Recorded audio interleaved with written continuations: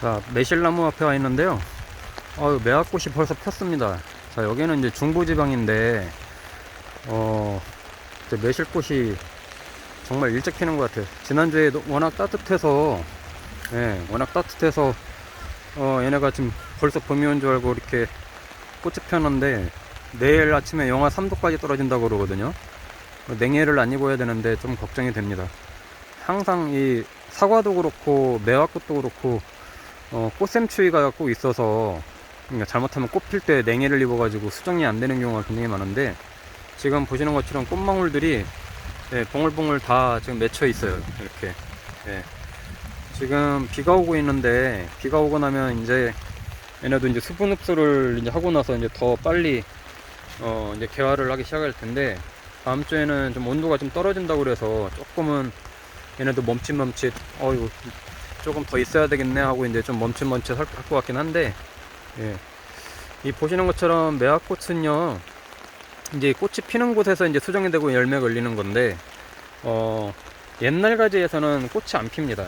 이런 거는 아주 옛날 가지잖아요. 그 밑에 하단에 있는 것들이 옛날 가지인데, 이렇게 좀, 어떻게 이제 2년생 가지, 1년생도 아닙니다. 작년에 이제 컸던 나무에서는 이렇게 가시처럼 이렇게 옆에 이제, 조그만 격가지들이 이렇게 나와서 여기서 꽃이 피는 건데, 이거는 2년생입니다.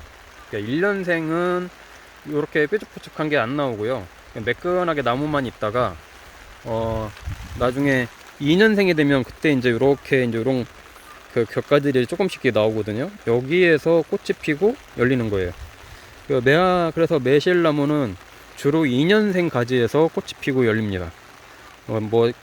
사과대추나무라던가, 대추나무라던가, 다른 것들은 보통 1년생 가지에서 열리잖아요. 포도나무도 그렇고. 그러니까 새순 가지에서 열매가 열리는데, 이 매실나무들은 2년생 가지에서 제일 많이 열리고, 그리고 묵은 가지라고 하더라도 앞에 한번 가볼게요. 이게 또 겹가지들이 나오는 애들이 있어요. 이거 이렇게 묵은 가지들이잖아요. 묵은 가지인데 이렇게 이런 식으로 좀 불특정한 이렇게 좀 가지들이 나오는데, 이런 데서 이렇게 꽃이 피고 열리거든요. 그래서 이제 가지치기 할 때는 이제 그런 걸 보고 이제 가지치기를 하는 건데, 예를 들어서 내년 되면 올해 이제 여기서 지금 이렇게 가지치기를 엄청 많이 한 겁니다. 이거 거의 한 5분의 4는 다 솎아내고 한 5분의 1 정도만 좀 남겨놓은 건데, 가운데 딱 보시는 것처럼 햇빛을 잘 받을 수 있게끔 가지치기를 한 건데, 올해도 여기서 새순들이 엄청 나올 겁니다.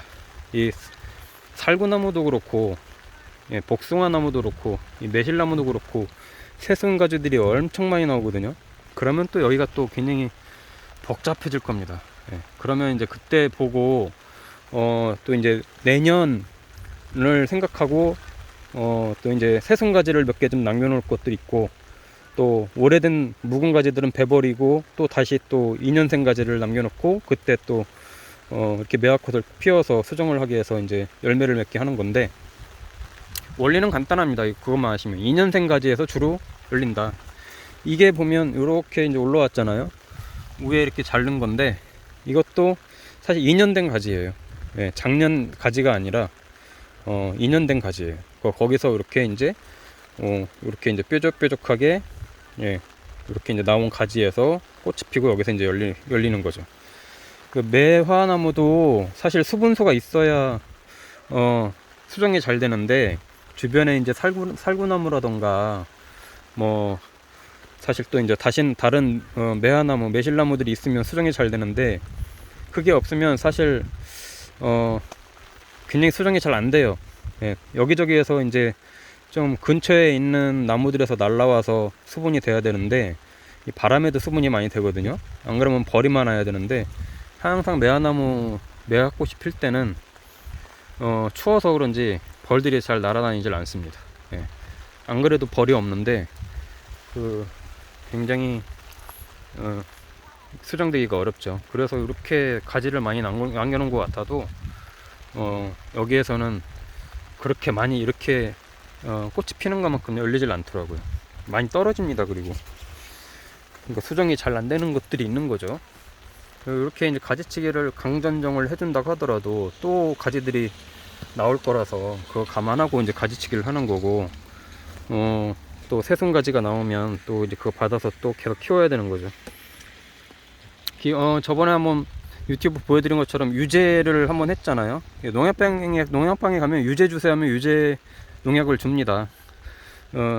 깍지벌레들이 굉장히 많이 붙어 있었어요. 여기도 그렇고 이제 복숭아나무도 그렇고, 그것들을 이제 방제하는 건데, 유제를 뿌려줘서 꽃이 피기 전에 깍지벌레들이 활동을 못하게 이제 유제를 뿌리는 건데, 깍지벌레는 걔네가 이제 가장 피해를 주는 게 즙을 빨아먹습니다. 즙.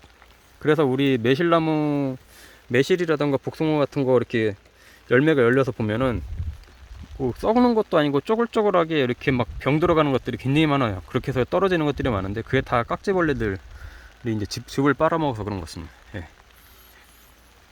야, 여기 남쪽은 벌써 매화꽃이 폈을 것 같은 느낌인데요. 이 정도면 여기 중부지방인데, 예, 매화꽃이 피고 나면 보통 6월달 정도에는 수확을 하니까, 매실나무도 매실 수확을 하자마자 1차 가지치기를 해주라고 그러거든요.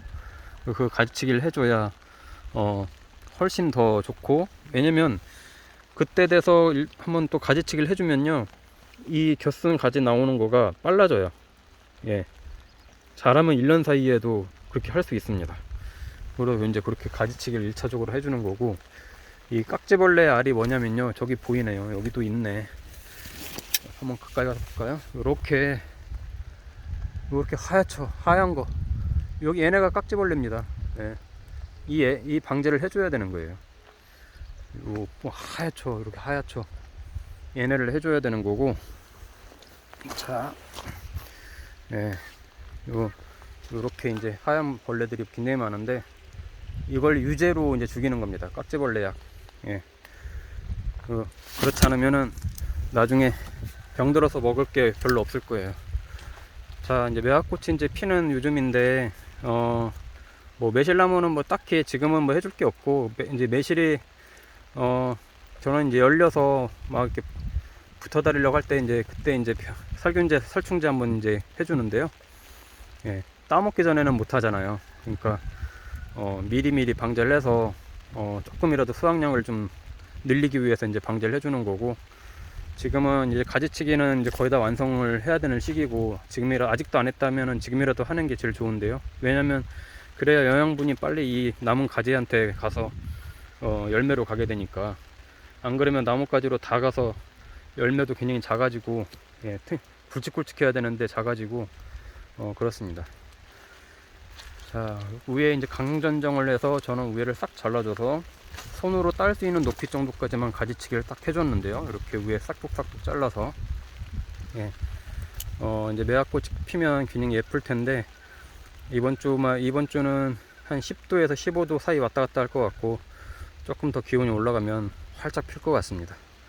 나중에 매화꽃이 피고 또